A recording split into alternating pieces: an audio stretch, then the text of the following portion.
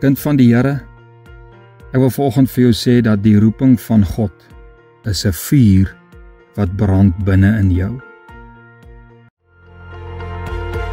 Jy luister na Kort en Kragtig en ek is Fanie Meiburg. Kom ons word kragtig deur die woord. Soos ek gesê het, praat ek met jou 'n bietjie vir 'n paar dae daar uit die boek van Jeremia. Ek groet jou weer eens uit Jeremia. Hierdie keer uit Jeremia 20 vers 9 en ek gesels met jou oor 'n vuur in my gebeente. Hoor wat sê Jeremia 20 vers 9. En as ek sê, ek sal aan hom nie dink nie, aan God nie dink nie, en in sy naam nie meer spreek nie, sê Jeremia.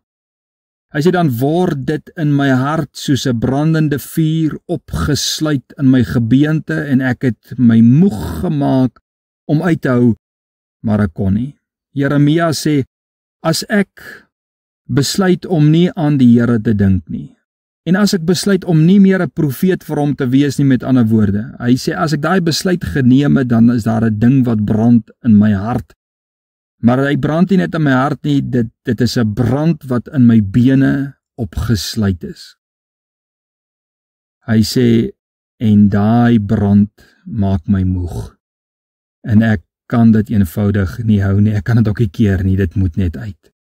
Kind van die Here, Jeremia sê dat God se roeping op sy lewe, die Heilige Gees in hom, is soos 'n vuur, en as hy hierdie vuur wil blus, dan kry hy dit nie reg nie. Inteendeel sê hy, dis asof die vuur warmer en erger brand as gewoonlik. Hy voel dit nie net in sy hart nie, maar hy voel dit in sy gebeendere in. Jy weet mos, as iemand sê dat hulle die koue voel tot in hulle bene, daai diep bene, nie hulle bene nie, maar hulle bene.